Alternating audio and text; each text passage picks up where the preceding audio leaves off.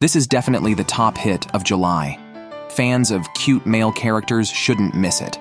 The protagonist, Tokiyuki Hojo, is a young lord of the Kamakura shogunate. Inept at both literary and martial arts, his only skill is escaping from his servants. While his elder half-brother practices swordsmanship, he runs away. Even as the shogunate's general Ashikaga prepares to march, he is still fleeing. Despite evading many, he is eventually caught by Ashikaga. Ashikaga looks at him fondly, telling him he is about to campaign in Kyoto to suppress the turmoil caused by Go-Daigo and others. Tokiyuki is chosen as his future lord, hoping he will witness his loyalty to the Hojo clan. Tokiyuki relies heavily on the general. After Ashikaga leaves, Tokiyuki's childhood friend Kyoko approaches, reminding him there's no need to fear Ashikaga, as he is the heir to the shogunate and Ashikaga's future master. She, his future wife, then attempts to kiss him forcefully. Just then, the two servants catch up, and Tokiyuki quickly flees. Kyoko's father, disappointed, thinks Tokiyuki won't amount to much, likely to be just a puppet like his father. Kyoko doesn't mind, as long as she enjoys wealth and status, and marrying the gentle and handsome Tokiyuki is no loss. The servants can't find Tokiyuki anywhere, who is sitting on the rooftop watching them leave, unconcerned about being called incompetent. His elder brother brings him some buns, none in their family wanting to be the lord. Their father is sickly and lacks ambition, and although his brother is a legitimate son, he has no desire for power. As the true heir, Tokiyuki can't avoid responsibilities and spends his days playing hide-and-seek with his servants. This time, the servants smartly flank him. Tokiyuki hands his puppy to his brother and leaps down, jumping to an opposite roof. The clumsy servants dare not follow, and Tokiyuki swings from the eaves, jumps through an open window, dashes through the women's courtyard, and joyously runs out to the street, his face unable to hide his joy of freedom. People on the street aren't surprised, smiling as he runs away again. Finally, Tokiyuki reaches the outskirts, climbing a tree overlooking Kamakura. He loves this land and the peaceful lives of its people, desiring no honor or status, just to live in this town. Even as a puppet, laziness or cowardice doesn't bother him.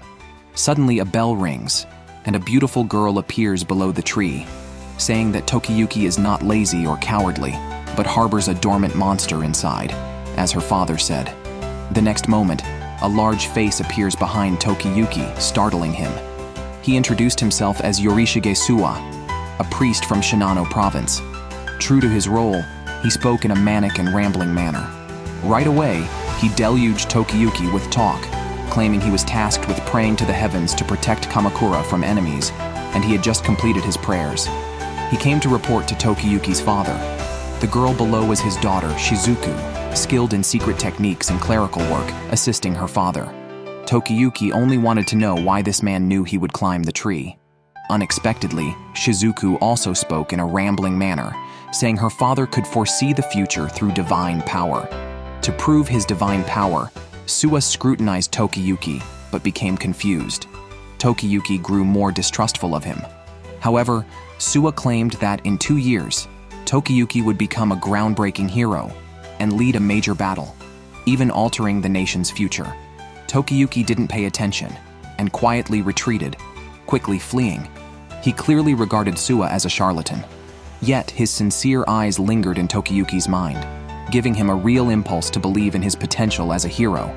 Still, Tokiyuki remained skeptical and joked about it with his brother, who thought there might be some truth in Suwa's words. Tokiyuki was different from the rest of his family. Under certain conditions, he could indeed become a hero. Accidentally, he kicked a ball too high, falling from the rooftop. The next second, that ball turned into a human head. This was outside Kyoto, where Ashikaga was fervently motivating his soldiers to annihilate the rebels. The soldiers were fired up, yet the next second, one of them had his head brutally chopped off by a comrade, as Ashikaga had never intended to quell the rebellion.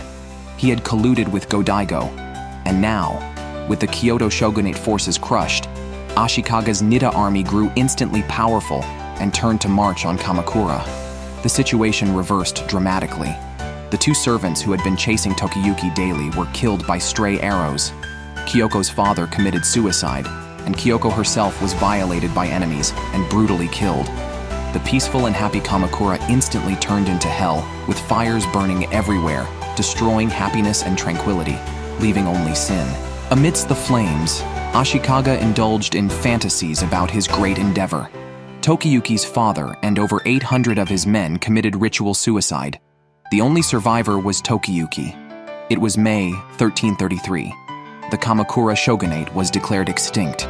Tokiyuki watched the scene in disbelief, but then two figures appeared behind him, the father and daughter. Suwa said Tokiyuki's father had instructed him to help Tokiyuki escape before dying. Suwa would take Tokiyuki to his domain, Shinano Suwa.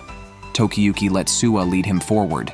The skilled escapee no longer wanted to run, but wished to commit ritual suicide like his father. Suwa then asked him, "If you die, what will become of Japan's future?" The three came to the mountain and looked down at the hellish scene below. These were all people Tokiyuki had seen just recently. Now, they were either desecrated or had become corpses. Learning that Ashikaga was responsible, Tokiyuki's first reaction was disbelief. Could the gentle Ashikaga he knew really have been fake? Even that last smile before he left? Suwa did not comfort Tokiyuki, but instead encouraged him to rally and seek revenge for everyone, promising his unwavering support. Looking at the scene before him, Tokiyuki didn't believe he had the capacity for revenge. After all, it was an army that had destroyed the entire country in just 24 days. He wished at least to die like a samurai. Suwa agreed with him and pushed Tokiyuki off the edge. Tokiyuki initially let himself fall, but at the last moment, he flipped and landed on his stomach. Suwa then intensified his efforts and shouted from above, "This is the son of Hojo!" The initially confused soldiers immediately surrounded him. Fortunately, Tokiyuki, skilled in evasion, swiftly navigated through the blades and shadows, awakening a desire to survive. After distancing himself from the soldiers, he jumped into Suwa's arms and complained, "What if you had gotten me killed?" Tokiyuki verbally claimed that not dying was a disgrace, but his actions in choosing to save himself were precisely those of a hero in his heart. Suwa calmly carried on with Tokiyuki in his arms, as the arrows in the sky seemed to deliberately avoid them. Suwa praised Tokiyuki, calling him a monster with a survival instinct and a talent for living superior to anyone else. For Ashikaga, who became a hero through killing his master and seizing power, Tokiyuki would be a major problem because the next heir of the Kamakura shogunate, who was best at escaping, was a priority target. If Ashikaga became a hero through slaughter, Tokiyuki would become one through survival. They were heroes with polar opposite destinies. Of course, victory could not be achieved by running and hiding alone.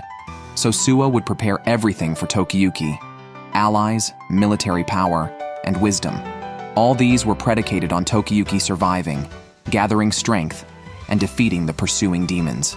Come, the battle to reclaim the world from the demon catcher begins. The three rode the same horse away from Kamakura. Tokiyuki couldn't help but ask Suwa about his motives. Suwa answered without hesitation, "It's all for the loyalty to the Hojo family." Of course, Tokiyuki didn't believe this. The real reason, Suwa said, would be revealed the day Tokiyuki reclaims the land of Uchikura. And since Tokiyuki was saved by Suwa, he demanded Suwa take responsibility. Suwa promised without hesitation to follow him to the ends of hell. As Suwa said, 2 years later, Tokiyuki would shake Japan, and his heroic career was about to begin. This character is definitely the most despicable of the July series. To surrender to the enemy, he even sold his own nephew. Not satisfied with his nephew's beheading, he wanted to capture Tokiyuki as well to secure his own luxury and wealth. On the day Ashikaga attacked Kamakura, Tokiyuki's elder brother had initially escaped. He hid cautiously, but was discovered by his uncle. Knowing his brother was also rescued, the elder brother felt relieved. However, he was spotted by a few soldiers. The uncle comforted him, saying the lower-ranking warriors wouldn't recognize them, and he just needed to distract them briefly before leaving. Tokiyuki's elder brother was initially worried for his uncle, not expecting him to betray him by pointing out his hiding spot to the soldiers. Tokiyuki was haunted by a nightmare where he heard Suwa's voice. Suwa leered at the sleeping young boy, finding him too adorable and wanting to kiss his face. Just in time, Tokiyuki woke up and leaped to the rooftop, confronting Suwa. They had agreed to go to his territory, but they had been hiding in Kamakura for days. Suwa explained that the exit was heavily guarded, and they couldn't leave. Tokiyuki knew he was telling the truth as flags were everywhere, and the warriors who had sworn loyalty to the shogunate had easily betrayed them under Ashikaga's orders. Tokiyuki recalled Ashikaga's past smiles and playfulness, sadly noting how things had changed. Shizuku comforted him, suggesting he disguise himself as a shrine attendant from a burned shrine. But Tokiyuki was concerned with a more pressing issue. He had never heard of anyone seizing power by capturing ghosts without the strength for a direct confrontation. Suwa then reassured him, claiming he had seen the moment Tokiyuki would become a hero and just needed to keep his composure. If bored, they could play Sugoroku together. Tokiyuki was speechless, seeing Suwa as unreliable, so he ran out to the ruins where he overheard two people discussing his brother's execution. Shocked and disbelieving, he almost exposed himself in a rash confrontation, but was saved by Suwa and Shizuku, who explained the situation. The two casually revealed how Tokiyuki's brother was betrayed by his own uncle, a notoriously vile warlord in Japanese history. Hearing of his brother's public execution, Tokiyuki felt nauseous. He wondered how their once joyful lives had turned so grim so quickly. Ashikaga betrayed them, the warriors betrayed them, and now even his uncle had betrayed them. Tokiyuki was left wondering who he could still trust, lying on the ground crying heartbreakingly. Unwilling to see the young Tokiyuki cry, Suwa immediately slid under him, attempting to calm him down with his holy light, asking, "Can't you just let him cry properly?" After getting up, Suwa began using his broken divine power to foresee the future, but all he saw were abstract things, like how the enemy forces were too many to handle easily. Tokiyuki, however, was more concerned about where his uncle was. Suwa turned to see Tokiyuki's determined face and extended his hand. As soon as Tokiyuki grabbed it, Suwa pulled him to run quickly, urging Tokiyuki to avenge his brother as the first step to seizing power. Meanwhile, Tokiyuki's uncle did not receive the treatment he desired and was driven away by Ashikaga, likely because he had only betrayed a concubine's son, seen as of little value. If he wanted to move forward in life, he realized he must also deliver Tokiyuki's head. His monologue was witnessed by the trio, confirming his vile nature. Suwa told Tokiyuki that one sure way to win against ghosts is to understand the opponent first. Now that they knew their enemy, they could return to strategize. But Tokiyuki still lacked confidence, having focused on fleeing rather than training in combat from a young age. Suwa didn't expect him to seek revenge alone, and introduced him to two friends, who, along with Shizuku, were playing a strange game of Sugoroku, which Tokiyuki couldn't understand. The young boy, Kojiru, clearly a samurai, and the slightly older girl, Ayako, children of a family serving the Suwa, introduced themselves to Tokiyuki. They both agreed to assist Tokiyuki in his quest against his uncle.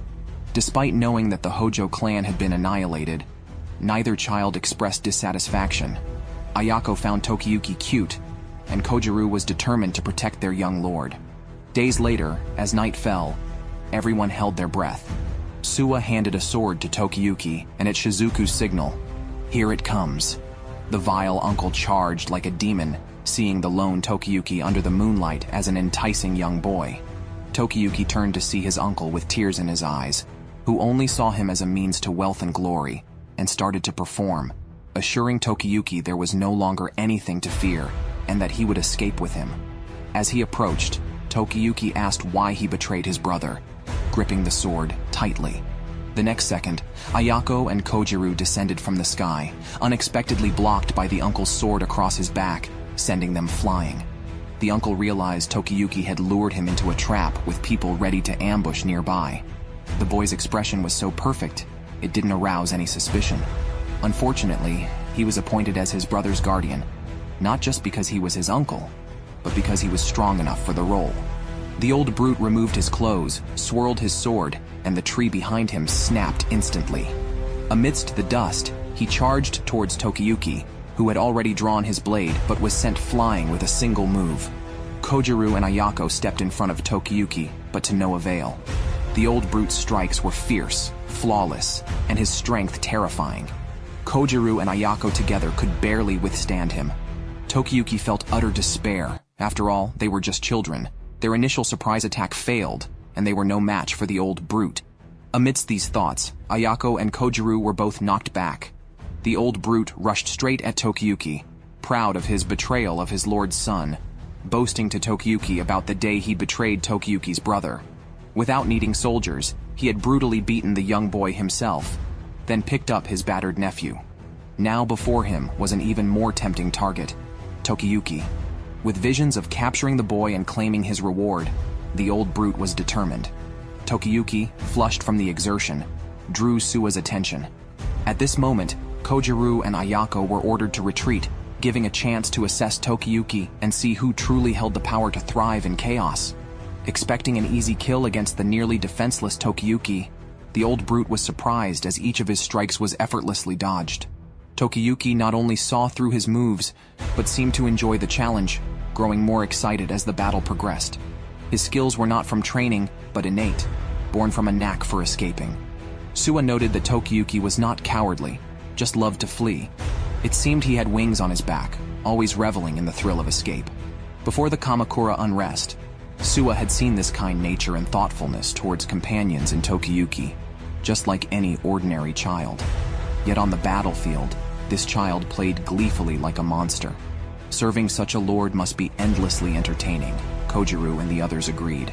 Once again, Kojiru and Ayako charged to assist Tokiyuki, for although he could dodge every attack, he struggled to strike back. Their task was to create openings for him. The old brute grew increasingly terrified. If the boy lived, he would forever be chased while escaping. Just then, the other two children struck, knocking his sword away and pushing him towards Tokiyuki. The old brute chased Tokiyuki unarmed, but Ayako kicked him from behind, causing him to pull out his sword from the ground. Just as he was about to strike Ayako, Kojiru threw a sword, knocking it away. The sword flew out and he fell. Now was the moment. Tokiyuki seized the opportunity, leaped forward, and with both hands, he brought his sword down heavily under the moonlight, aiming for the old brute's neck and decapitating him. The head rolled on the ground, just like the ball his brother played with that day. His brother said Tokiyuki would become a hero and encouraged him to keep going because he believed he could do it. After Tokiyuki decapitated his uncle with a single stroke, he fled towards the outskirts of Kamakura by moonlight with Suwa and others. Suwa asked Tokiyuki how he felt about his first battle experience. Tokiyuki said he felt nothing particular since he was just focused on escaping. When he came to his senses, the enemy's head was already before his eyes, thanks largely to his companions. Blushing, Tokiyuki thanked the three of them. However, Suwa mentioned that he also played a significant role. Despite being a lord who would be the enemy's primary target, he was on the battlefield, and his followers were reliable. With these two factors, the restoration of the Hojo family was imminent. Fired up by these words, Tokiyuki raised his sword towards the distant Kamakura and vowed, "I will return here and defeat the main culprit, Ashikaga." After his declaration, he threw his sword, which accidentally struck a wolf. Tokiyuki, momentarily looking cool, ended up fleeing in utter panic. The group escaped Kamakura with great difficulty and reached Suwa's territory. Here, Tokiyuki was supposed to thrive in a new environment, but immediately thought of escaping again and fell into a trap prepared by Suwa. Suwa had set this trap knowing Tokiyuki would try to escape. Suwa ominously told Tokiyuki that no matter where he ran, Suwa would know immediately since this was his domain, Suwa Grand Shrine. Tokiyuki's immediate task was to learn martial arts and military tactics. Unwilling, Tokiyuki tried to escape but stepped into another one of Suwa's traps. Shizuku came to comfort him, explaining her father's eccentric but well-meaning nature, then provided him with a ladder. As Tokiyuki climbed out, he saw Suwa apologizing to his daughter, but still couldn't trust him fully.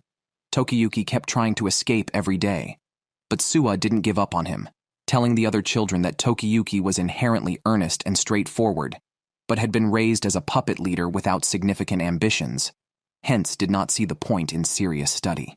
It was Suwa's fault for not yet showing Tokiyuki that he had the power to help him achieve his goals. One day, during a heavy rain, Tokiyuki fled again, only to find Suwa on his escape route. Impatient, Tokiyuki declared that even if he didn't learn anything scholarly, he would act as he wished, content to just flee on the battlefield, even if his army was defeated. Suddenly serious, Suwa swore to the gods that they would never be defeated because he was the true deity. After saying this, Suwa lifted a bell to demonstrate his divine power. The raindrops in the air suddenly paused, then gathered with the movement of Suwa's hands. Tokiyuki, unable to resist, ran towards it. The rainwater formed streams, which then gathered into droplets and exploded in the sky, clearing the weather. Standing in the sunlight, Suwa appeared godlike, and with a high wave of his arm, the people below shouted in unison, their voices echoing through the heavens. Tokiyuki couldn't help but be stirred by the cheers of the people. These individuals were not only residents of Suwa's territory, but also his followers. They were known for their robust and indestructible solidarity, so Tokiyuki could be at ease, for he had a deity to rely on. Next, all Tokiyuki needed to do was develop the qualities of a hero so that he could collaborate with the divine as a hero himself. Tokiyuki was finally moved and, blushing, declared his intent to return to his studies. His expression was simply too adorable. Suwa, happy with the progress, embraced the young lord tightly, while Tokiyuki resisted, yet couldn't help but start to trust this man. Suwa, seeing his goal achieved, told his brothers that their task was completed. The people below immediately deflated, ready to collect their appearance fees, making Tokiyuki realize he had been tricked. Regardless of his struggles, Suwa lifted the young lord onto his shoulders, and the next moment, stepped into a trap. Before he knew it, Tokiyuki had grown accustomed to life there. Next, he needed to gather his own retainers, those who would willingly risk their lives to fight for him. Suwa had already prepared 3 such individuals for him. Kojiru, a peerless swordsman of their generation who could lead the troops in the future. Ayako, not only immensely strong but also talented, suitable as a female warrior serving her lord. And Shizuku, detail-oriented and skilled in various secret techniques, perfect to oversee all affairs. The 3 were about the same age as Tokiyuki. Growing up with their lord would cultivate tacit understanding and trust, enabling them to become closely knit in the future. However, Tokiyuki would have to discover and expand his retinue on his own thereafter. After getting to know each other, Kojiru asked Tokiyuki what he wanted to do next. Tokiyuki, after a moment's thought, suggested playing tag, but this was immediately vetoed since their lord was too good at escaping, making the game utterly predictable. The other 3's suggestions weren't any more practical, but then Ayako proposed going hunting. Tokiyuki was surprised, given they were from a shrine, that they could still take life. Shizuku explained that Suwa, also a god of hunting, didn't mind these activities. In fact, while they were discussing, Suwa had already started grilling delicious meat. In the forest, Shizuku was the first to spot a rabbit and tried to charm it with her arms, but the rabbit immediately ran away. Tokiyuki shot an arrow and hit it, but Kojiru, unsatisfied, stepped forward to cut down branches blocking the view and asked Tokiyuki to shoot again. Before Tokiyuki could take another shot, Ayako threw a large clod of earth, almost turning the rabbit into a mist of blood, but unfortunately missed. Just as the rabbit escaped again and the trio caught up, they saw a ferocious beast devour the rabbit entirely. This was the rumored man-eating giant demon. Witnessing this bloody scene, Tokiyuki was momentarily speechless. Yet, his enemy Ashikaga was far more ferocious than this beast. If he couldn't even slay this demon, how could he speak of revenge? At that moment, the ox demon charged fiercely at them. The group immediately scattered in all directions. Kojiru took the opportunity to fire an arrow, but it was deflected by the ox demon's tough hide. Seeing that the beast was about to charge again, Kojiru urgently called for everyone to run uphill, believing they were outmatched and should flee with their lord. However, Shizuku had climbed a tree at some point and pointed out that it wasn't just her and Ayako there. Lord Tokiyuki was also present. "Me? Fight the ox demon?" Tokiyuki exclaimed. Shizuku's plan was for Tokiyuki to act as bait to lure the ox demon under the pine trees on the other side. During this time, Kojiru and Ayako would move ahead. They quickly understood Shizuku's intent and left, leaving Tokiyuki behind. Fortunately, with his agility maxed out, the ox demon's fierce attacks couldn't touch him. Tokiyuki always managed to escape at the last moment, leading the beast toward the location Shizuku had mentioned. Kojiru and Ayako, who had already arrived, couldn't help but admire his dodging skills. Before the ox demon arrived, they prepared further. Ayako threw a large rock to sharpen another rock below. Kojiru also gauged the distance. Meanwhile, the ox demon finally reached the bottom. Hearing Kojiru's taunt, it abandoned Tokiyuki as its target and charged directly at him and Ayako. However, the two quickly retreated, and the ox demon crashed into the pine tree and fell off the cliff, impaling itself on the sharp rock below. After the exhilarating experience, the young boys and girls went to enjoy a hot spring. Tokiyuki's face turned red with comfort, and he gained a new appreciation for his subordinates' strengths. They planned to grill the ox demon for a feast. Shizuku gently caressed the body of the ox demon, speculating that it might be an ancient beast that had survived alone after losing all its family. She gently closed its eyes, lamenting that if it had had a companion, perhaps it wouldn't have turned to evil. While Tokiyuki was pondering her words, Kojiru suddenly suggested holding their next strategy meeting in the hot spring. Everyone supported the idea, and Tokiyuki stopped thinking about other matters. Why wear clothes in a hot spring? They also named their group, initially proposing the tail-tucking, oil-smearing, fleeing party, due to their lord's knack for escaping, but Tokiyuki vetoed it. After some discussion and fun, they settled on the fleeing young lord party, which Tokiyuki was very pleased with. They then prepared to barbecue, only to find that Suwa had already eaten all the meat, cheekily claiming he was purifying its soul with his divine stomach, which earned him a beating from the kids. Meanwhile, Ashikaga was beginning to suspect that Suwa was up to something. See how Ashikaga wins people's hearts. After Emperor Godaigo seized power, to reward Ashikaga for his significant contributions in the campaign against the Kamakura shogunate, he bestowed upon him a character from his own name. From then on, Ashikaga was renamed Ashikaga Takauji. The emperor also asked if there was any official position he desired, but Ashikaga politely declined, stating that he was merely a warrior. However, he mentioned that his followers were men of high moral and intellectual caliber, courageous and wise, and hoped they could attain some official ranks. This act, indeed, earned him much praise. Only Ashikaga's chief steward felt that his lord's smile was becoming increasingly unhuman. When Ashikaga reopened his eyes, they contained countless eyeballs. Among Ashikaga's followers was Sadamun, who had originally defected from the Hojo clan. Ashikaga assigned him the responsibility of Shinano, which was originally Suwa territory. He speculated that the remnants of the Hojo clan might be hiding there, and hoped Sadamun would uncover them. Sadamun readily accepted the task. His archery skills and eyesight were unrivaled, capable of distinguishing even the gender of lice in Ashikaga's hand. Meanwhile, Tokiyuki was practicing swordsmanship under the supervision of Suwa.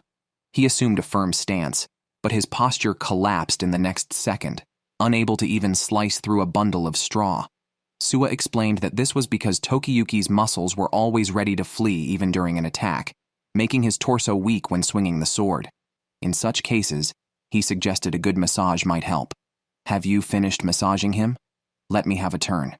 Fortunately, Tokiyuki had a natural talent for archery, probably because his father enjoyed watching archery competitions, and Tokiyuki had practiced extensively. So, Suwa advised him to start training in archery, as running away would certainly demoralize the troops if he were to become a great general. He needed to learn how to defeat enemies while fleeing. However, Suwa himself was not skilled in archery and was considering where to find a teacher for Tokiyuki when Sadamune visited. Tokiyuki had never heard of him before. He probably never had the status to enter their residence. Suwa had some children hide in a small wooden hut and went to meet Sadamune. Sadamune's visit was a show of force. With the shogunate overthrown and power returned to the emperor, he had chosen the right side. Appointed by the emperor as the lord of Shinano, his status had now reversed with Suwa's. After all, the Suwa family had fought for the Hojo clan, and their lands were naturally confiscated. Besides informing Suwa of this, Sadamune had another purpose: to demand the surrender of any Hojo remnants. As he spoke, he pressed an arrowhead against Suwa's throat. Suwa was not the least bit flustered, claiming he had never seen any Hojo remnants. Yet, everything around him could not escape Sadamun's keen eyes. The two warriors in the distance, an old man in the crowd holding a dagger for emergencies, and several children peeking through the hut window. All looked suspicious. However, Sadamun did not launch a full-scale search today. He merely made his presence known. Before leaving, he mentioned offering another deer to the Suwa deity. but aimed his bow at an innocent girl nearby, shooting through one of her ears. After shooting, he and his men left triumphantly. Tokiyuki and the others were furious, but fortunately, the girl was not seriously injured.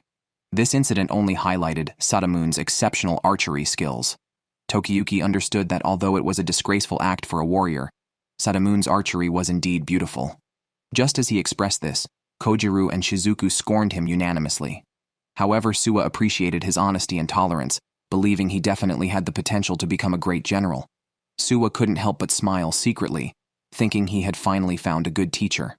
Sadamune's visit had two purposes: to capture Hojo remnants and to use this as an excuse to weaken Suwa's influence.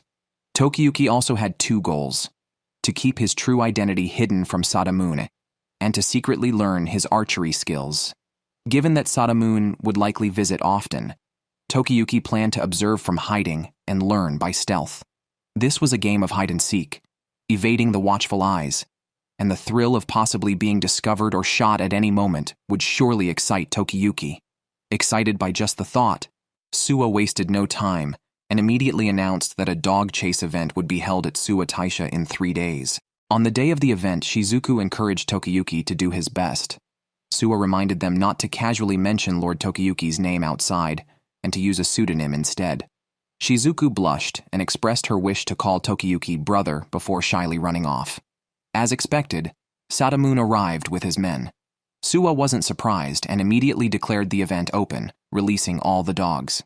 Sadamune led the way, his first arrow striking a white dog, and each subsequent arrow hit vital upper body parts, a very difficult feat. Tokiyuki noticed that Suwa was trembling, not out of fear of Sadamune, but because such actions might be deemed animal cruelty in the future, which would be quite problematic for him. It was essentially a disclaimer from the production team.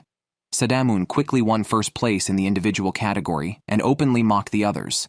When some objected, claiming there were still many strong competitors yet to participate, Sadamune challenged them to a bet.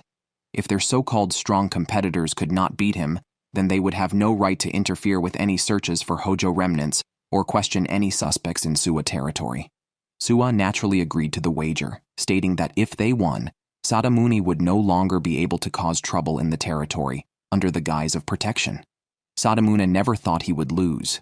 He had already imagined Suwa losing the bet in disgrace. Instead, Suwa sent out a handsome young boy, claiming he was the least promising child in their territory. Then, he added a new rule. Hitting the opponent's body would score the same as hitting a dog. Sadamune felt this rule was tailor-made for him. However, Kojiro and Ayako were anxious, feeling certain their young lord was set to lose, and even Shizuku expressed her confusion. Suwa, on the other hand, argued that competing against a master could lead to great growth. He envisioned a future where Tokiyuki would unlock a new level of growth by competing against Sadamune. After this battle, he would surely learn some impressive new technique. Of course, he left the decision to Tokiyuki, who naturally chose to follow Suwa's advice, mounting a large horse with his bow at the ready. At this moment, Sadamune, feeling humiliated, directed all his anger at Tokiyuki. Once the referee announced the start, both charged forward. Sadamune decided to shoot at the young boy, but Tokiyuki fired first. Sadamune immediately redirected his target to Tokiyuki and shot back, but Tokiyuki dodged it. Before the match, Suwa had informed Tokiyuki that Sadamune concentrates deeply with each arrow, disliking rapid fire. This meant Tokiyuki had a chance to score by shooting dogs before Sadamune's next arrow was ready. Among these dogs was a red one, a seasoned actor arranged by Suwa to cooperate with Tokiyuki's movements and pretend to be hit, allowing Tokiyuki to score first.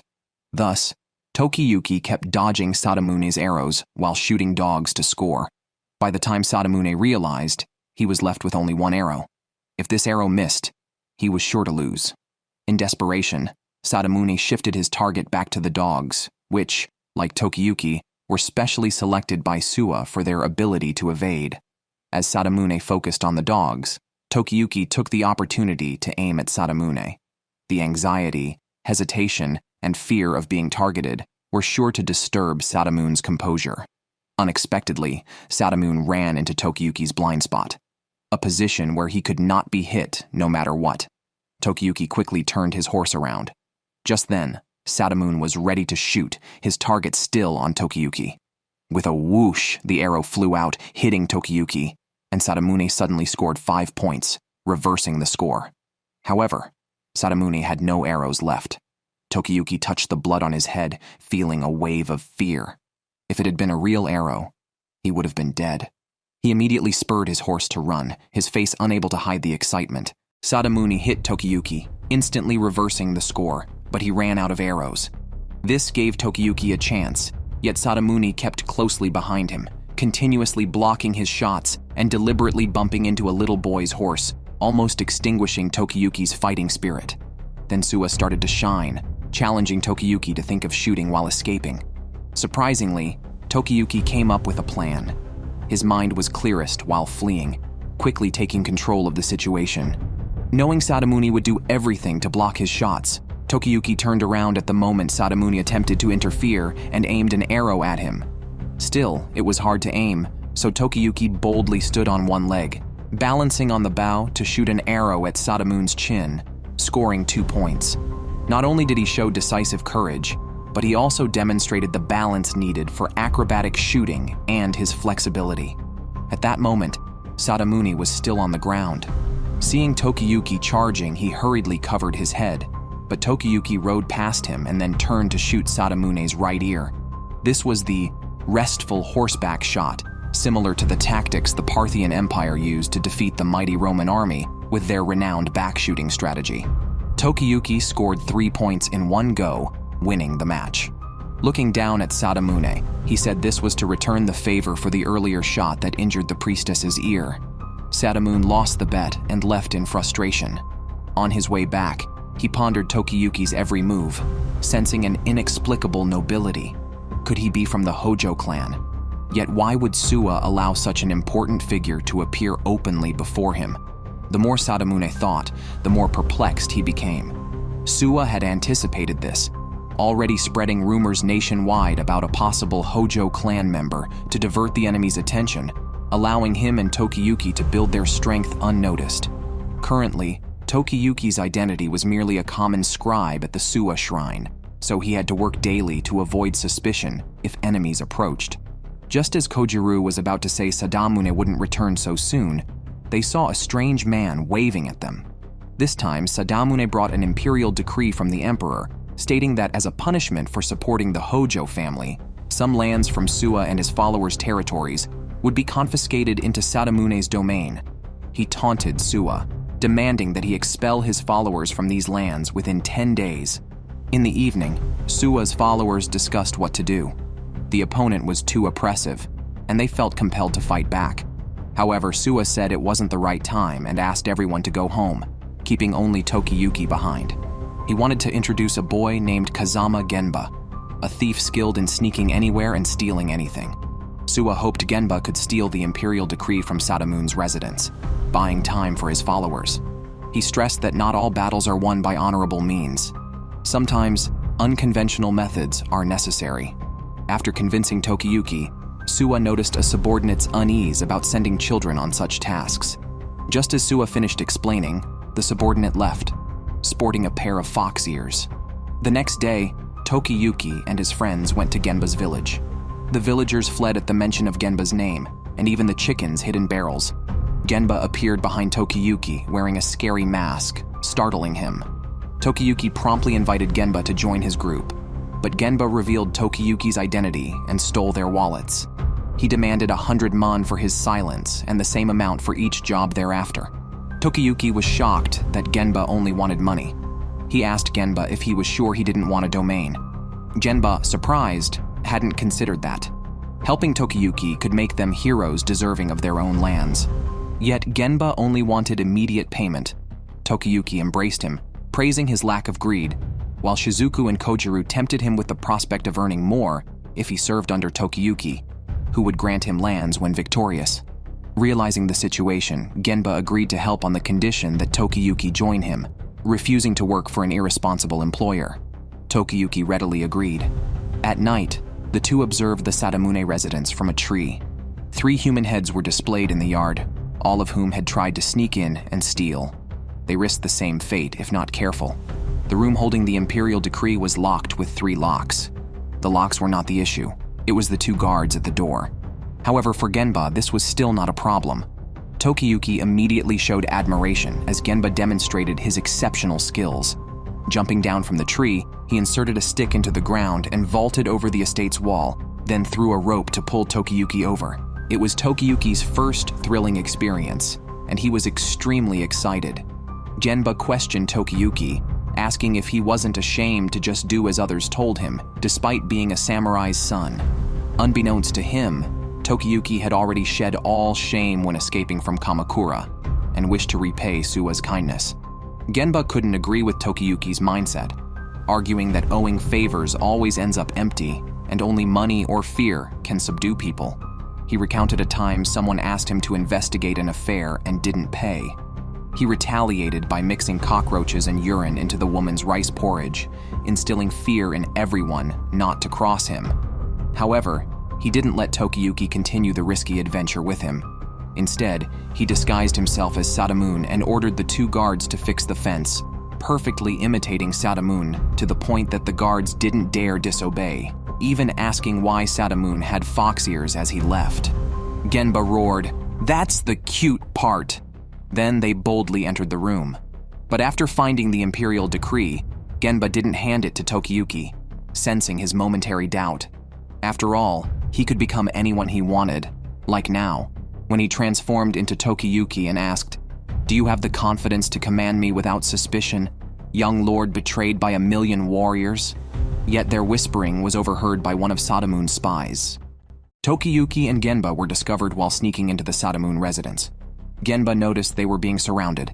Since they had already found the imperial decree, Genba prepared to leave immediately, telling Tokiyuki to follow.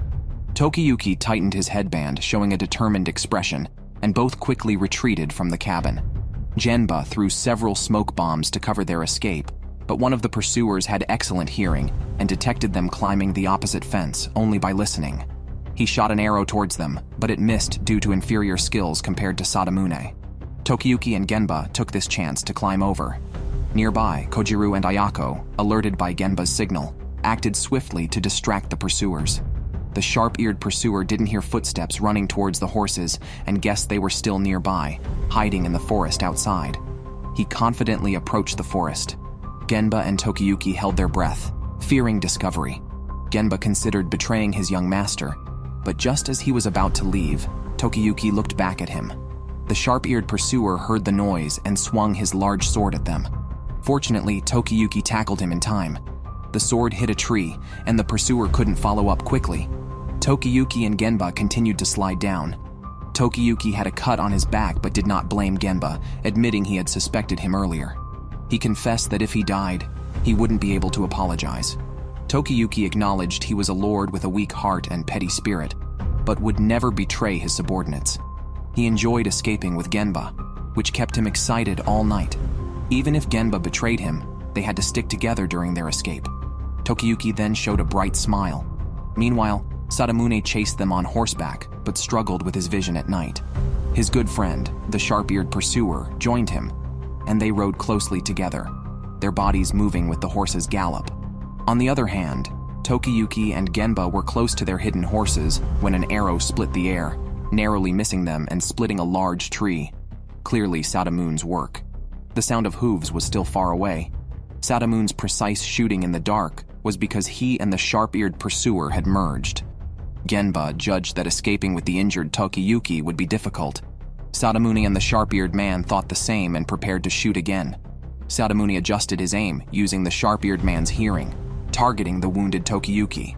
However, Genba had no intention of abandoning Tokiyuki. He returned, throwing a blast bomb into the air and appeared before them. The sharp-eared man, aware of Genba's background, his father was exiled for dishonorable tactics and became a thief, believed Genba was there to steal the sacred decree. Genba claimed he was just looking for fun, then kicked a tree trunk. Countless birds flew out, their flapping so loud it caused the sharp-eared man a headache, confusing his sense of direction. Genba moved swiftly around them, too fast for Sadamune to shoot accurately.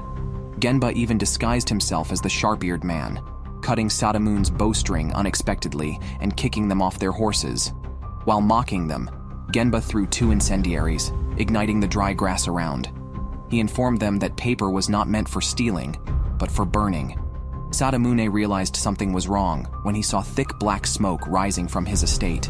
While they were distracted by Genba, Tokiyuki had returned to the estate and set fire to the storeroom holding the sacred decree. Taking advantage of Sadamune's distraction, Genba also escaped. The sharp-eared man heard the 2 decoys who had fled earlier returning nearby, apparently meeting up with Tokiyuki. Sadamune tried to shoot an arrow, but found his bowstring already cut by Genba. Tokiyuki and his group regrouped to return. Seeing Tokiyuki's injury, Kojiru and Ayako urged Genba to be more careful with him. Tokiyuki thanked Genba, hoping for another game of hide-and-seek together. Genba remembered his father's dying words about following a leader worth serving, but to always remember to make money. He then approached Tokiyuki, proposing a contract with a fiefdom as collateral, warning that if Tokiyuki defaulted, he would pursue his descendants and friends to the ends of the earth. Tokiyuki's eyes lit up, asking if Genba would also play tag with his kids. Stared at by a beautiful young boy, Genba almost lost control.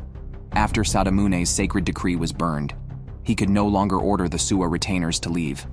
However, Sadamune remained calm, knowing a new decree would arrive in a month. Suddenly, his subordinate reported that they could no longer seize Suwa's territory, because many in Kyoto, seeking rewards, had falsely reported their achievements. The emperor, annoyed by the hassle, declared that all territories, except the Hojos, would remain unchanged, saving Suwa's land. Infuriated, Sadamune threw a tantrum on the ground, while Suwa's side immediately held a victory party and personally bandaged Tokiyuki's wounds, thanking him for buying time for the retainers. Tokiyuki was overjoyed by the praise, and Genba joined everyone outside for drinks. Kojiru remarked that Genba might even sneak into Ashikaga's bedroom and assassinate him. However, Suwa dismissed the idea as impossible, and took the opportunity to have Tokiyuki better understand his formidable enemy. Meanwhile, in Kyoto, Ashikaga traveled with a few attendants. The emperor's son seized the opportunity to attack him. As they confronted each other with weapons, Ashikaga still managed to smile and asked why the prince insisted on taking his life. The prince asserted that Ashikaga would one day betray his father. To prevent this, he would rather stain his hands. The prince and his men fought bravely. During the melee, Ashikaga approached the prince with steady steps and decapitated his retainers with a single sword strike, so swiftly that others barely grasped what happened. As they continued to rush him, they found it impossible to get close. Their heads were severed as easily as chopping vegetables. Convinced of his belief, the prince attacked Ashikaga, who effortlessly parried and simultaneously beheaded others. Unaware, the prince was left alone. Ashikaga, holding the tip of his sword, knelt before him, asserting his unwavering loyalty to the emperor. The prince, unable to listen, only thought of gathering allies to one day eradicate this demon.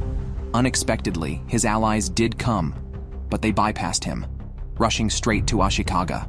They all cared if Ashikaga was injured. Moments ago, they supported the prince, but suddenly, like brainwashed, they became Ashikaga's followers.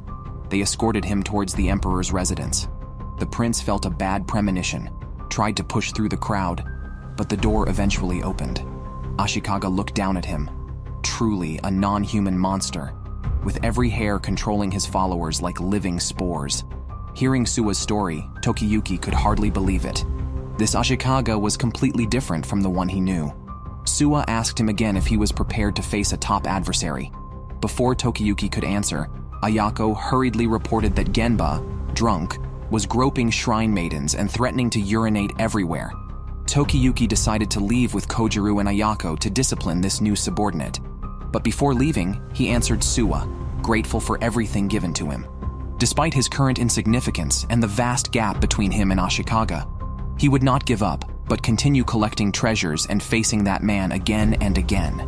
Tokiyuki facing Ashikaga was like a rabbit challenging a lion, but the lion did not yet know that one day it would fear the small rabbit. Unknowingly, Tokiyuki had been in Suwa's territory for half a year. He also spent his first New Year here. Kojiru and Ayako blindfolded him and led him to the forest. When they released their hands, he saw an expanse of white land. The entire lake was frozen. The next second, Tokiyuki fell and lay on the ground, laughing heartily. The 5 members of the escape party began to frolic there.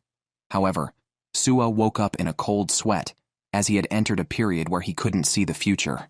Meanwhile, a new general named Shokan joined Sadamune.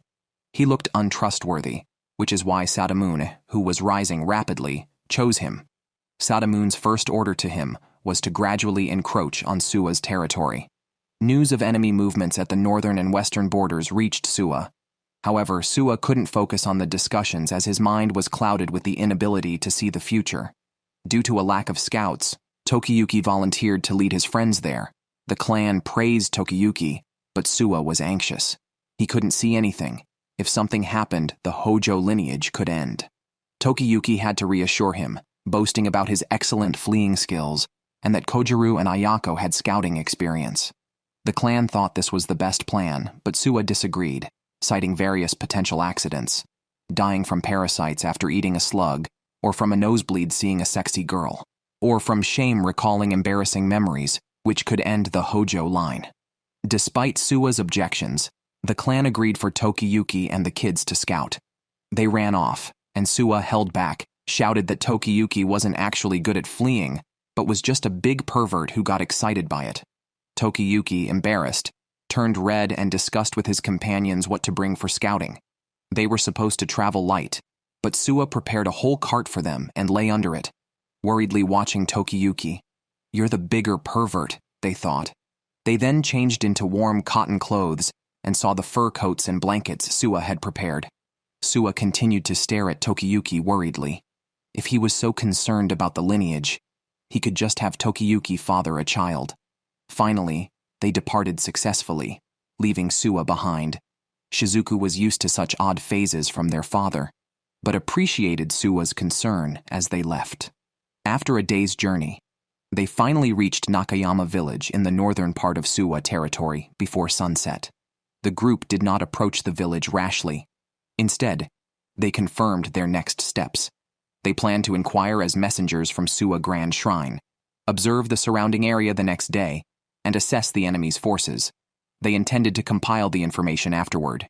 Just as Shizuku finished speaking, a white-haired youth suddenly attacked them. Thanks to the timely reactions of Kojiru and Ayako, who blocked the attack, torches lit up around them. They were surrounded. The youth wielded 2 knives as if spinning wind and fire wheels, capable of holding off both Kojiru and Ayako alone. The remaining 3, including Tokiyuki, were not skilled in combat.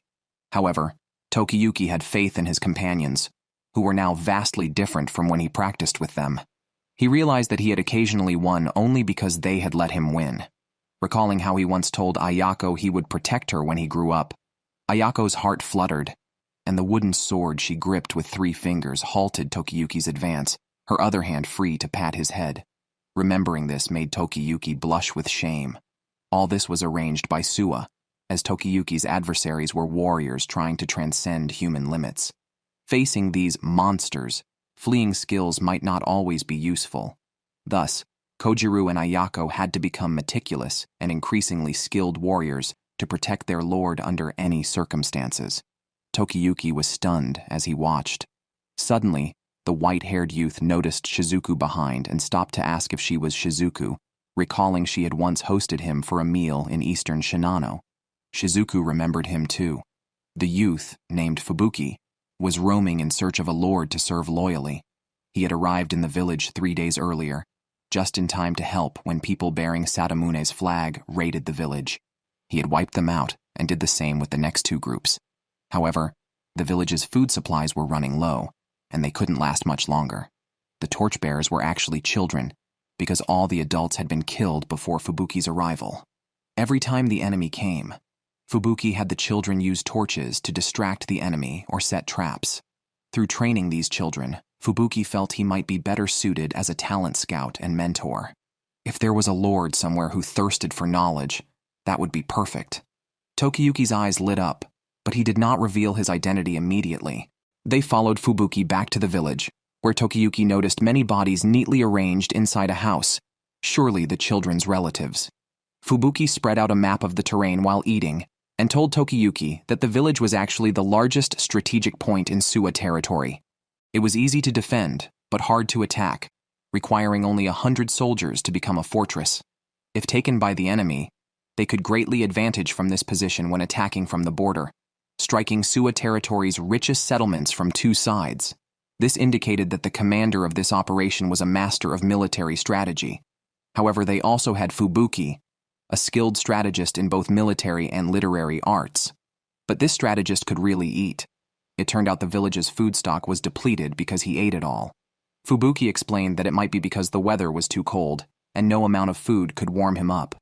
His first encounter with Shizuku also involved him eating all the offerings, which Shizuku then pretended had been eaten by a bear. Meanwhile, Suwa complained of hunger every day, causing a fuss. Yet, Tokiyuki liked him for unhesitatingly choosing to protect a village left with only children, showing his noble character. Tokiyuki greatly desired for Fubuki to become his support in reclaiming power, and secretly wanted to learn swordsmanship from him, hoping to surprise Kojiru and Ayako. However, Shizuku prioritized Tokiyuki's life above all, and suggested they flee with the children to the safe Suwa territory, which Tokiyuki refused. The children had already lost their parents. He didn't want them to lose their hometown too. Thus, he actively requested Fubuki's help, to let them also assist in battle, to which Fubuki was more than willing. Meanwhile, on the outskirts of the village, Shokan sat amidst a pile of corpses, drinking heavily with ants crawling over his chest. They tortured and killed the captured villagers, believing that chanting Namu Amida Butsu afterward absolved them of their sins. His subordinates also called out in praise of Buddha. This army, capable of destroying a village with just 5 people, had already lost 3 groups to that village. After killing a villager, Shokan decided to personally lead a major attack this time. Tokiyuki and his team held a strategy meeting. Ayako and Shizuku went to borrow troops from a village at the foot of the mountain. Genba sought help from Suwa Grand Shrine. Fubuki, with the children, started digging traps early. Once Fubuki finished setting up, Tokiyuki quietly asked to speak with him alone. They went to a meadow outside the village. Immediately, Fubuki attacked Tokiyuki, who dodged easily and then counterattacked. Despite his full escape talent, Tokiyuki's attacks were weak, dealing minimal damage. Realizing this, Fubuki offered to teach him a sword technique even he could use to kill enemies. Fubuki first tested Tokiyuki's identity, who denied being of noble birth, claiming his father was a Suwa warrior who died in a fire, and he was taken in by the Suwa Grand Shrine. Moved by Tokiyuki's gentleness, Fubuki thought of a sword technique perfect for him, both the gentlest and most cruel, the Demon Heart Buddha Blade, usable only in one-on-one combat. Fubuki predicted the enemy's main force would attack the next day and decided Tokiyuki should confront the enemy leader. By the next evening, Shokan's army had quietly completed an enveloping maneuver. They didn't attack from the front, but planned to descend from the mountain, knowing they had lost scout units 3 times, a sign of preset traps. Opting for a surprise attack seemed more effective. In this era, a group of ruthless bandits, having lost their homelands and turned to piracy, tried to establish an independent kingdom. They were skilled in combat and tactics. Among these, Shokan was the most dangerous. At his command, the bandit army rushed down the mountain with torches, only to be met by a barrage of arrows from the summit. Realizing they were tricked but unable to retreat, Shokan ordered them to continue the descent, guessing the enemy lacked manpower, hence the tactical choice. Upon reaching the mountain's base, many slipped and fell. Fubuki had cut off water routes to surround the village with water, which froze overnight, turning the area outside the village into an ice rink. The bandits struggled to stand while facing arrows from the village and descending archers. Eventually, they were trapped on all sides. Shokan's venture failed quickly, losing most of his forces. Those who escaped the ice rink stepped into cave traps, severing their legs. Fubuki took matters into his own hands next. Although the Suwa supporters Shizuku found were skilled, their numbers were too few. They only managed to eliminate the enemy's lower ranks. 3 high-ranking officers still broke through. Seeing this, Shokan used his subordinates as decoys to distract the enemy while he armed himself for battle. He first eliminated the opposing archers who controlled the battlefield, calmly bypassing the ice and cave traps and clearing the defensive forces. He then entered the village with his 3 officers. Fubuki quickly identified him as the leader and instructed the reinforcements to focus on the remaining soldiers while the 4 of them would be dealt with by the children. As soon as Fubuki finished speaking, Kojiru and Ayako appeared. They began by slashing one officer's shoulder and blinding 2 others with a smoke bomb before both charged at Shokan. Ayako struck first, aiming at the enemy's abdomen, but her blade made no impact. Instead, the enemy's blade nearly struck her head, but Kojiru intervened in time and aimed at Shokan's throat, only to be blocked by his shield. Shokan was heavily armored, a true armored warrior. To penetrate his body, one had to aim for the tiny gaps in his armor. Even when Kojiru found such a gap, Shokan pushed him away, claiming he would not kill children but merely extract their teeth and tongues, sever their tendons, and enslave them. Hearing this, Ayako and Kojiru turned and fled, now certain they could evade his swordsmanship. They led Shokan into a room and locked the door once he entered. Tokiyuki was inside, sitting in front of a Buddha statue waiting for him. Kojiru shouted to Tokiyuki not to die before leaving with Ayako. Fubuki had said that leaving Tokiyuki alone would make it easier to defeat the bald warrior. Almost everything was going as Fubuki had predicted, which impressed Kojiru. Fubuki himself leaped down with dual swords, ready to join the battle personally. Meanwhile, Shokan surveyed the room's interior, his gaze finally settling on the pretty young boy in front of him. He suddenly burst into laughter, exclaiming, "Oh, I've been locked up, huh? But this little boy is indeed more valuable than those 2 kids just now. He could be worth at least 2 kanmen, maybe 3 with a bit of training in arts." Poor Tokiyuki was targeted again by this deranged man. Yet he only wanted to ask Shokan one question: whether it was he who ordered the extermination of the village children's parents. "Why commit such cruelty?" he demanded. Shokan replied plainly, "Good question. Killing parents gives me great pleasure. Selling their children afterwards feels even better. Those kids are doomed to suffer in this life anyway. Just thinking about their hopeless lives fills me with joy and satisfaction." His words revealed him as a true scoundrel. Tokiyuki, reassured by this, gripped his knife firmly, ready to face his opponent seriously, not as merchandise, but as a warrior. They stood off, poised for battle. Meanwhile, Fubuki was also facing 2 opponents. He did not attack rashly, but defended strenuously until Kojiru and Ayako returned, distracting one with taunts. This left Fubuki with just the clown. The clown laughed heartily, pleased to see his brother so annoyed, and claimed his brother was the strongest of them. Fubuki, however, silently led him aside. His earlier probing confirmed that the clown was the strongest and didn't want to reveal his own strength. Tokiyuki kept dodging Shokan's attacks. Shokan thought he had seen through the plan. Tokiyuki would run back and forth in the narrow room, waiting for Shokan's sword to get stuck before striking. Tokiyuki dusted off his head and face, not denying the assumption. To prevent Tokiyuki's success, Shokan had already switched to a shorter sword, unafraid in such a cramped space. As Shokan charged, Tokiyuki recalled Fubuki's advice. If he thought he couldn't win, he should knock over the candle and escape through the ceiling. The room's floor was oiled, potentially burning the enemy. But the best solution was for Tokiyuki to defeat the enemy leader alone. Lacking confidence at the time, Fubuki had told him he misunderstood the use of his sword. Kindness was his weapon, perfectly suited for cutting down enemies. Thinking this, Tokiyuki adopted the posture Fubuki taught him, one hand raised in front, like a merciful Buddha, quietly waiting for Shokan to charge. The next second, blood spurted from his wrist, and Shokan's face showed disbelief. Fubuki crafted a sword technique specifically for Tokiyuki. He explained that the essence of a sword, like a kitchen knife or saw, is best expressed in the drawing and cutting action. He instructed Tokiyuki to wait with one hand open and the other holding the sword until the enemy's sword moved between his hand and blade. At that moment, Tokiyuki was to twist his upper body to the left, letting the sword drop by its weight, then quickly draw the sword to the right and flee. The enemy's unprotected wrist would be cut, targeting the weak point on the inside of the forearm under the armor. However, Shokan remained calm, approaching Tokiyuki with a terrifying presence, questioning him and causing Tokiyuki to breathe heavily, not out of fear, but excitement. Seeing Tokiyuki's bright smile sent a chill through Shokan. Meanwhile, Kojiru and Ayako were outnumbered in a 2-on-1 fight. Their opponent wielded a long naginata, keeping them at a distance and mostly on the receiving end. During the fight, a strong man tore Ayako's clothes and threw her forcefully,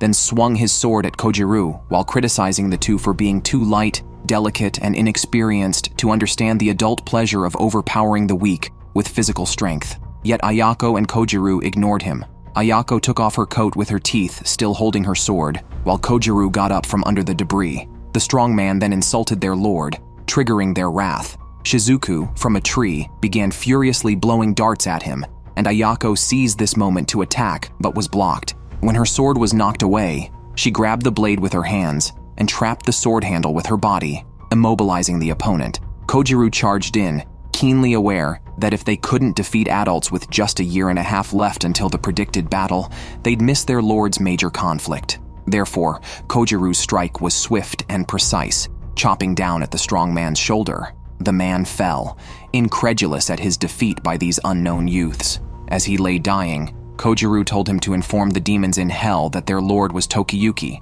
the rightful heir of Kamakura. The man, shocked but defiant, was quickly silenced by Ayako, who raised her naginata and struck his head. Meanwhile, the situation inside the Suwa house had also turned around. Shokan looked terrified. No matter how he slashed, he couldn't hit Tokiyuki. Instead, Tokiyuki would counterattack while fleeing. Shokan grew increasingly frustrated, slashing at the walls beside him as he chased Tokiyuki. Cornered, Tokiyuki leapt up, kicked off the wall, and struck Shokan. Blood from Shokan covered the cabin. If this continued, he would die from blood loss. Yet, Tokiyuki gave him no chance to stop the bleeding. He rushed forward, swiftly ducked under Shokan's blade, and became even more agile. In a flash, he was behind Shokan, dodging even the splashes of blood. To him, this seemed not a battle, but a thrilling game of tag. On another battlefield, Fubuki was dueling the enemy's strongest jester. The jester's blade was so fast it was nearly invisible. Despite dodging,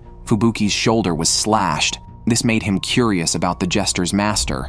Naturally, the jester wouldn't reveal it. He had hidden his strength within the organization because he didn't want to be bossed around like other minions. He preferred playing the fool as the boss's sidekick until he could overthrow the boss and take his place. This was his way of surviving in troubled times, knowing when to hide. The jester's swordplay became even more fierce, preparing to deliver a fatal blow to Fubuki. However, in the next second, Fubuki exploited a gap, kneed him in the groin, and followed with a monkey steals the peach kick.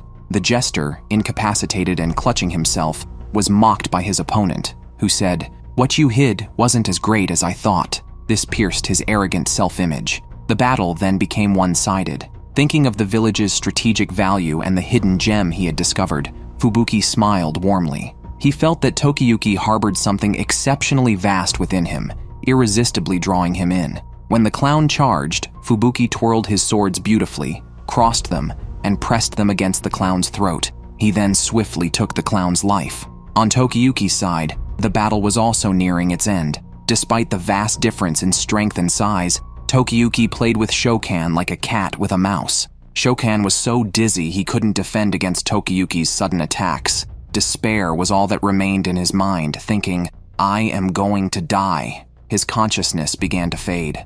At that moment, Shokan remembered his youth. Since he wasn't the eldest son, he couldn't inherit any land and had to serve his brother. Since then, Shokan had honed his martial skills and tactics, leading a group to plunder a place for himself. He began to enjoy the thrill, using others' pain as his sustenance. Later, Shokan was invited to join a great battle in an attempt to reverse his fortunes. However, he lost and failed to make a name for himself. His lord told him to escape to a place where no pursuers could find him, saying there would always be a place where light would shine on him.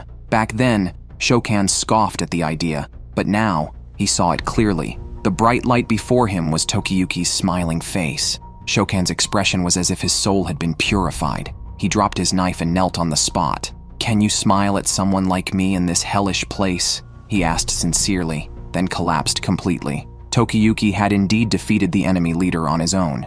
His friends rushed in, hugged him, and celebrated. Tokiyuki modestly credited Fubuki. They just needed to spread the news of the leader's death, and the minions would likely scatter. Just then, as Fubuki finished speaking, Sadamune led his army and arrived. He shot an arrow directly at Tokiyuki, who narrowly dodged. Sadamune, furious, berated the youngsters. Fubuki, however, felt a sense of crisis. At this time, our allies were already exhausted from dealing with the existing enemy forces. They had no chance of winning. It was better to escape directly from the south, where there were no enemies. The next second, an army appeared on a nearby hill, led by their general Suwa. Seeing Suwa's army, Sadamune decided to retreat on the spot. and took Shokan's nearby troops with him. Before leaving, he noticed bloodstains on the door of a nearby cabin, which raised doubts in his mind. Suwa sent some troops to chase the enemy while he approached Tokiyuki, looked at him affectionately, and hugged him tightly. "I'm so glad you're safe," he said, and Tokiyuki let him hold on. Meanwhile, Shokan was being carried forward. If the bleeding had been stopped any later, he would not have survived. Shokan asked Sadamune why reinforcements were sent. Sadamune had received reports that they were wasting time in a massacre. Suwa would not miss this opportunity. Sadamune scolded Shokan harshly, but acknowledged his strategic insight during the battle and promised to grant him a piece of land to refine his skills in preparation for a future decisive battle with Suwa. The image of Buddha appeared in Shokan's mind, and the aura of a bandit faded from his eyes. After that, the era of the free-spirited bandit warriors gradually disappeared, marking their last dazzling performance. Tokiyuki introduced Fubuki to Suwa, hoping the Suwa temple would provide him special treatment. Suwa, of course, did not refuse and became overly affectionate with the two handsome young boys, showing his familiar eccentricity. Tokiyuki then expressed his desire for Fubuki to join his retinue. However, Fubuki was reluctant because he planned to serve a lord who aimed to conquer the world. At this point, Tokiyuki had to reveal his true identity. He was Hojo Tokiyuki, also aiming to conquer the world. Fubuki spit out his rice in surprise. No wonder he always felt that Tokiyuki harbored something significant, but this was too much. As a skillful escaper and a son of the Hojo, all of Tokiyuki's abilities would become formidable weapons. Instantly firing up Fubuki, he knelt on one knee and pledged allegiance to Tokiyuki, and thus the party of escapees gained another great general. After the battle, Tokiyuki and the survivors held a moment of silence for the fallen warriors. Tokiyuki felt guilty, knowing that these warriors had died protecting the village at his command. As their leader, he had to remember this sacrifice. Later, Suwa apologized to Tokiyuki, having realized the village's importance through Fubuki. Suwa promised to station guards there and temporarily house the children at the Suwa shrine. Suwa then confessed to having lost his vision of the future,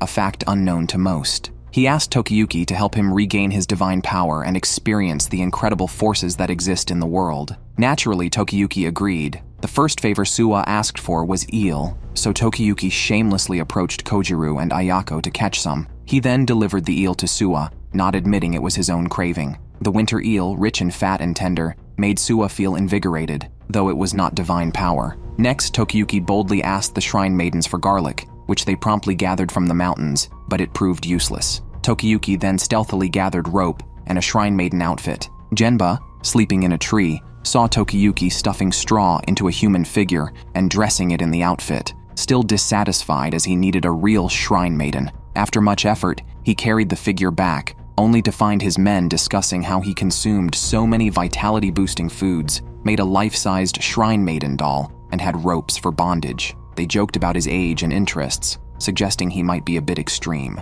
Tokiyuki's reputation suffered. Fubuki remained loyal, declaring their loyalty should not waver even if their lord was a huge pervert. Heartbroken, Tokiyuki listened to them discuss various perversions and stormed back to Suwa, finding him still grilling eel. After learning about the misunderstanding, Suwa comforted him, suggesting that a somewhat enigmatic ruler could more easily command respect. Unfortunately, Tokiyuki was no longer easily fooled. He grabbed Suwa by his two antennae-like whiskers, ready to drag him out and clear things up with everyone else. Suwa could only mention that he had one last request. That was to go down the mountain to fetch some sacred stream water. Drinking this water should improve things instantly. Tokiyuki was frustrated. "You should have said that from the start." Although he complained, he still grumbled all the way down the mountain. However, he felt as if something was surrounding him. Running quickly down, he saw a beam of light, and upon closer inspection, it was Shizuku performing the Kagura dance, seemingly playing with countless specks of light. After finishing the dance, Shizuku saw Tokiyuki and told him she was praying with them.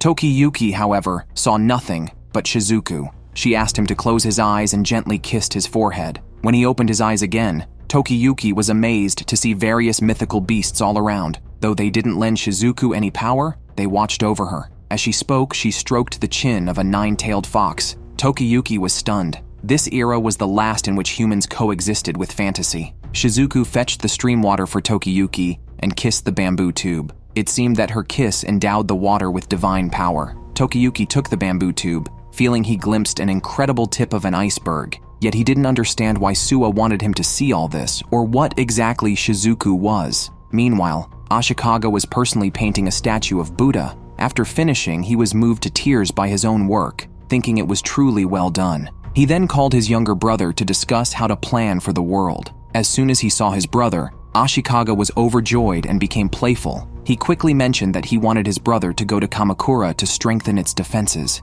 His intuition told him that the remnants of the Hojo clan would soon cause great turmoil. His brother sighed helplessly, but had to admit that Ashikaga's intuition was always accurate. Previously, he spent 3 days and nights encoding the location of a treasure, yet Ashikaga found it right away with his intuition. However, when it came to intellect, the younger brother was still superior. By then, he had already conceived around 100 defensive strategies for Kamakura. The brothers displayed great affection for each other. Ashikaga pointed out that although his brother claimed to have 100 strategies, there were actually only about 14, according to his intuition. One brother combined martial skills, personal charisma, and sharp intuition, while the other excelled in intelligence, calmness, and theory. Despite their different styles, their relationship was extremely close. After discussing serious matters, Ashikaga invited his brother to see the Buddha statue he had just painted. However, his brother sighed, felt an impulse to step into the room upon seeing the statue,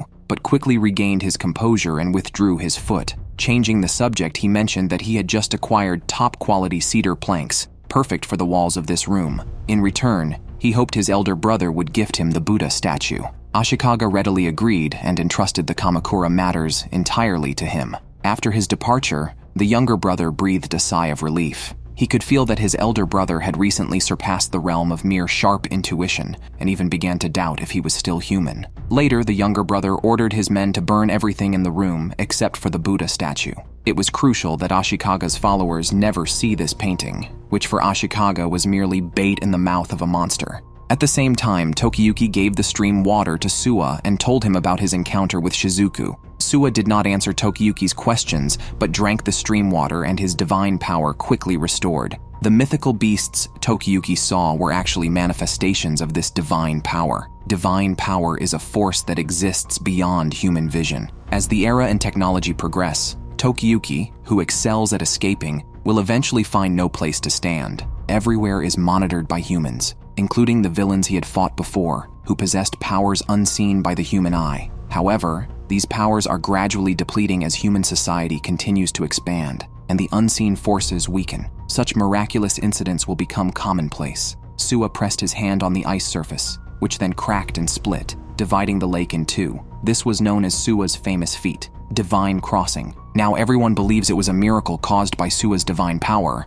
but as observations increase, it will someday be explained as a natural phenomenon. In essence, the stronger human power becomes, the more divine power fades. When people only focus on the reality in front of them, gods and divine power will completely disappear. This is the change of eras. Although Tokiyuki didn't fully understand, he felt Suwa had suddenly become distant and couldn't help asking if he too would disappear one day. The next second, Suwa glowed, trying to tell Tokiyuki that this was the last era where invisible forces thrived, and the best era for Tokiyuki to use his abilities. He was not a deity, so he should live fully in the present. Despite this, Suwa still had to deal with the trouble he had caused. To maintain his image among his gang, Tokiyuki tied up Suwa and let the shrine maidens whip him vigorously to prove that he was the real pervert. The harvest season has arrived again. Kamakura practices double cropping. The second round of wheat planted does not require annual tribute, so the farmers are all smiling. However, the situation in another territory is entirely different. There, officials disregard the farmers' lives and seize all the food they painstakingly grew. This is all orchestrated by the Shinano provincial governor. Even Sadamune, who couldn't stand to watch, felt powerless to oppose the governor sent from Kyoto, who critiqued his poorly drawn eyebrows and corrected them himself, leaving Sadamune unable to resist. At this point, a farmer pleaded with the governor not to take all the food. The governor ordered the execution of a few as a warning to others, boasting that he could summon a large army from Kyoto with just one command. The dead farmers still clutched wheat stalks in their hands. In the same territory lives Hoshina of the Suwa deity party. Unable to tolerate the tyranny, he directly led a rebellion, but the difference in military strength was too great. The war was virtually hopeless. Suwa had no position to send reinforcements without risking a full-scale war. They wanted Tokiyuki and his men to scout the situation and ideally persuade Hoshina and his men to abandon the fight and help them escape. This time, Shizuku and Ayako did not accompany them. Several young boys endured the hardships of eating and sleeping outdoors. Kojiru also contemplated his responsibilities. He needed to protect Tokiyuki, and his actions would determine the number of casualties, so he could not retreat. Tokiyuki then began assigning tasks. Fubuki was responsible for detailed strategies, Genba helped everyone escape, and Kojiru acted independently. Upon arrival, Hoshina was already in a battle-ready state, planning to use river defenses to defend his territory. Despite the disparity in forces, Tokiyuki planned to speak with Hoshina first. The guards appeared friendly and took them directly to the camp. Tokiyuki felt a refreshing change of atmosphere until he turned around to face a group of fierce-looking men. Upon hearing they brought no reinforcements, Hoshina understood they were doomed to die as planned. It seemed they were dealing with a warrior who couldn't understand reason. His subordinates were also irritable, and Tokiyuki began to worry about his mission. The previously gentle guard was only gentle in expression and joined in the chanting with everyone else. Tokiyuki felt he definitely couldn't persuade them. Those people were already smiling, discussing how they would die. Some wanted to die standing after taking 100 arrows. Others planned to bite the enemy after losing both hands before dying. They completely treated dying like a performance at a banquet. One eerily calm warrior even wanted to be reduced to just a head, then burrow into an enemy from behind, devour the intestines, and emerge smiling through the chest before dying. This person must be out of his mind, right? However, there were still some sensible ones. Shinomiya, from the neighboring territory of Hoshina, came to help after hearing about the situation. He first verified the document Tokiyuki carried. Unsurprisingly, Suwa wanted them to cease fighting. Tokiyuki was moved to tears, finally encountering someone sensible. Shinomiya had already planned an escape route for Hoshina, suggesting abandoning the south to flee northward and build a strong defense line together. But Hoshina was too hot-headed to listen. He even asked Tokiyuki to pass a message saying he fought a battle worthy of the Suwa deity party and died gloriously. Tokiyuki ultimately couldn't persuade him. The battle was about to start, with 580 on one side and 159 on the other. Surviving the day would be a victory. Of course, Tokiyuki and his group would also help. At the command of the governor, their side launched the first attack with a volley of arrows. But soon, a smokescreen filled the riverside, making it impossible to aim, a trick by Genba. This forced the governor's side to divert manpower and time to extinguish the fire. The governor then ordered to cross the river. Fubuki directed the soldiers to open the gates and flood some of the crossing enemies. Despite the numerical disparity, another group still managed to land. Then it was Kojiru's turn to fight. Even as a child, his bravery inspired the adult soldiers. His valiant fight also gained the respect of Hoshina's party, perhaps making them more receptive to Tokiyuki's words. However, Hoshina mistook Kojiru's willingness to die with them, further exciting him. Images of his own family committing ritual suicide surfaced in Tokiyuki's mind. Unable to watch this foolish, reckless warrior any longer, he confronted him. Do you know who Kojiru is really risking his life for? He has no interest in these ways of dying. As night was about to fall, the battle temporarily ceased. The Hoshina party had not been completely wiped out, which speaks to their bravery. However, it was a waste for them to die in vain. A soldier brought food, and a serene-faced warrior, his mouth bloody, declined to eat, claiming he was full from eating raw meat on the battlefield. Suddenly, someone shouted, "Lord Hoshina has drawn his sword on the young envoy." Fubuki and others rushed over to find Hoshina angrily pointing his sword at Tokiyuki, passionately stating his beliefs that men should sometimes die for what they must protect, such as honor and glory. Tokiyuki, just a kid, couldn't possibly understand such ideals. Brave warriors dying heroically are remembered forever. However, in reality, the Hojo clan, who mostly chose to die in battle or by suicide, are hardly praised by later generations. Most people are not interested in whether they embraced death. Tokiyuki couldn't stand this twisted logic. He grabbed a jug of wine and splashed it on Hoshina's face, dousing himself a bit as well. Hoshina immediately attacked, but fortunately, Tokiyuki's specialty was escaping. As he retreated, he argued that if they survived, they could continue to resist the oppressive governor and be a hope for the oppressed people. By dying, they would only leave behind children unable to resist. Focused solely on their own dignity, they ignored the plight of their people and dragged their followers into a selfish death. How could there be any honor in that? Besides, they weren't even good-looking. Tokiyuki's face was flushed red from drunkenness. He staggered towards Hoshina and fiercely bumped him with his bottom. Fubuki was thrilled on the side, proclaiming this a new special move only their lord could perform. Hoshina was struck repeatedly by Tokiyuki's rear. Shinomiya took the opportunity to advise that their army had barely held on today thanks to Tokiyuki's help. If they continued to fight tomorrow, they would surely be annihilated. The decision was now in Hoshina's hands. Finally sobering up, Hoshina decided to take Shinomiya's advice and retreat northward to regroup. Meanwhile, Tokiyuki had already passed out. A clear-headed Hoshina orderly instructed his subordinates to retreat under the cover of night. Elsewhere, the governor was furiously beating his own men, enraged that they hadn't completely defeated the enemy despite their superior numbers. Just then, sharp ears heard movements from across the river, indicating the enemy seemed to be retreating. This was their chance to seize the land. However, the governor scolded him as a fool, insisting they should pursue and finish off the enemy. Sharp ears, having suffered at the hands of Tokiyuki's group before, knew that their appearance usually spelled trouble, but the governor ignored the advice and insisted on a ruthless pursuit. By this time, Tokiyuki and his group were already on the run. Tokiyuki couldn't remember how he had convinced Hoshina, but he knew who he was, someone who did not want to die, unlike his clansmen. He couldn't help asking Kojiru, even if his path was so difficult, would he still accompany him? Kojiru didn't hesitate to affirm. They needed to survive together. The Suwa's glimpsed future is not absolute. If one neglects to strive for survival, death is inevitable.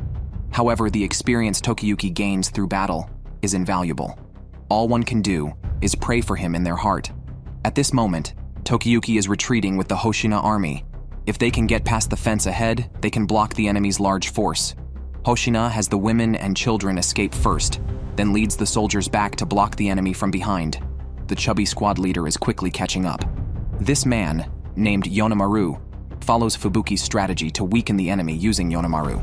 True to form, Yonomaru outsmarts himself by leading his soldiers up the mountain to flank the Hoshina army and attack from both sides, playing right into Fubuki's hands. With the forces unevenly matched, they needed to spread out the enemy. After Yonomaru takes some soldiers up the mountain, they are ambushed with a barrage of arrows. It turns out that Yonomaru is actually Genba in disguise, trapping that group of soldiers. Progress on Tokiyuki's side is smooth. The women and children have already fled, and they are preparing to quickly escape. Kojiru operates alone, avoiding direct confrontations with the enemy, striking and then running. He uses his slender build to climb to higher ground, seeks out allies who need support, strikes the enemy effectively, and then climbs high again, repeating this process. During this, Kojiru gradually sees the overall situation of the battlefield and accurately decides where to strike next. Now he needs 4 people to assist him. Since he doesn't remember his teammates' names, he nicknames them based on their appearances, like the uncle with a face full of focus lines and the very square-shaped uncle. As the enemy plans to target the women and children along the riverbank, they rush to intercept from the side. Just then, he spots Fubuki alone. Fubuki was supposed to be responsible for a farther area but suddenly falls off his horse. Kojiru rushes to check on him, only to find he had fainted from hunger. Speechless, Kojiru frantically stuffs buns into his mouth. Fubuki quickly regains his strength, and Kojiru tells him to hurry to his assigned area, as his plan is central to their survival. However, Fubuki says that anyone can come up with plans through study. It's the generals who race across the battlefield and fight selflessly who truly form the core of the team. And Kojiru is an excellent deputy leader of their escape party. Although these words from the genius Fubuki feel like sarcasm to Kojiru, the next second he sees 2 teammates knocked away. The real Yonomaru has arrived. Without any fear, Kojiru only wants to settle the score with this man, as imposing as a small mountain. The highest speed of native Japanese horses is 40 kilometers per hour. Just charging on horseback with a katana is like having a giant blade flying at the speed of a punch. With such a long sword held out in front, Kojiru ducks and tries to parry, nearly straining his back. The difference in strength is too great. Kojiru can't withstand the enemy's attacks. They charge at each other repeatedly. Some soldiers can't bear to watch, but Kojiru refuses to retreat. He knows retreating would waste everyone's efforts, and they are no match for Yonomaru. Kojiru blocks another attack, this time cutting his arm. He tells his teammates to ignore him and focus on other infantry enemies. Curious how they know his name, a square-faced soldier informs him that their lord praised him by name many times yesterday. boasting of their friendship. Imagining Tokiyuki's adorable expression, how could Kojiru betray his lord's trust? Gripping his swords, he charges at Yonemaru again. As they are about to clash, Kojiru leaps from the horse, standing on its back, slashing at the enemy's neck, only nicking it, which angers Yonemaru further. Just as Yonemaru threatens to kill him and Kojiru's strength is fading, soldiers suddenly emerge from the water. They pull Yonemaru off his horse and restrain him. The final blow is reserved for Kojiru. His eyes gleaming, he unhesitatingly charges, his long sword slicing through the water, blood and spray mingling. Yonemaru is finally killed. Meanwhile, Kikuchi waits in the main camp, impatient for news of victory, particularly as fog starts to set in. Anxious to enjoy the women and children, he orders Shunfeng Heir to pursue with only part of the troops. They had not gone far when they heard the sound of horse hooves. Meanwhile, Hoshina received news that all family members had escaped to safety. He then ordered his subordinates to ring the bell for a full army retreat, leaving only the rear guard to hold off the enemy. He also wanted Tokiyuki to leave with everyone else. However, Tokiyuki was too excited and saw this as an opportunity to escape. He insisted on taking the responsibility for urging them to flee, asking how he could miss out on experiencing the fear of being chased. Hoshina was deeply moved, completely missing Tokiyuki's almost ecstatic expression. As a result, most of the soldiers accelerated forward, with a small part fighting as they advanced, including Tokiyuki. Hoshina's forces were so fierce that even with many enemy soldiers remaining, they began to fear and were unwilling to risk their lives to continue the fight. Tokiyuki, shooting arrows backward from horseback, looked so endearing that he greatly earned the trust of his allies. Everything was going as Fubuki had expected. He had already penetrated deep into enemy lines, targeting their leader, Kikuchi. Kikuchi did not hear Shunfeng Heir's warning clearly, and Shunfeng Heir had to rush back after realizing they had fallen into a trap. Kikuchi was cursing when Fubuki charged up and struck with his sword. However, the sword did not decapitate him, but knocked him off his seat. Fubuki then fled because keeping a useless enemy leader alive was more beneficial. At that moment, soldiers noticed a large number of flags appearing on the opposite bank of the river. Wondering if it was an enemy assault troop, Shunfeng Heir thought it might just be a deception created by flags. But Kikuchi did not believe it and insisted on sounding the retreat drums to call Yonemaru's troops back. Although they had the advantage, they chose to retreat, which Shunfeng Heir did not appreciate. He let his troops take Yonemaru's place on the front line and drove Hoshina to the other side of the fence. Then, they also built a fence to secure the captured territory. Kikuchi was so frightened he couldn't speak, and Shunfeng Heir was nearly furious as the victory they had in hand was spoiled by his indecision. On Tokiyuki's side, seeing the enemy retreating, he quickly led the remaining soldiers to the other side of the fence. Along the way, seeing many bodies, he felt somewhat sad. Fortunately, both Kojiru and Fubuki returned safely. Kojiro even took care of Yonemaru. The reason he didn't take Yonemaru's head was that he felt he had learned a lot from him. Moreover, even if he had brought back the head, Hoshina, who had just lost much of his territory, wouldn't have a reward to offer. Still, this was the first time Hoshina felt so comfortable in defeat. After reaching the southern lands, the women and children couldn't help but cheer for them. Hoshina finally realized the importance of living. In the subsequent flow of history, although the lordship changed several times, they always cleverly survived through crises. The family continued until the Meiji period, becoming a daimyo skilled in survival. Most importantly, for Tokiyuki, these people would become a significant military force in the upcoming turmoil. Hoshina led his men in swearing allegiance to envoy Tokiyuki, vowing that whether they faced defeat or needed to flee, they would preserve their lives to aid Lord Myojin. After the battle, Tokiyuki and his group were set to return to their Suwa territory. As the sun gradually rose, they began their journey home. Meanwhile, Suwa finally breathed a sigh of relief knowing that Tokiyuki and his group were on their way back safely. However, during the journey, Genba was suddenly captivated by a passing woman and had a severe nosebleed. It seems that their party really has a troubled fate.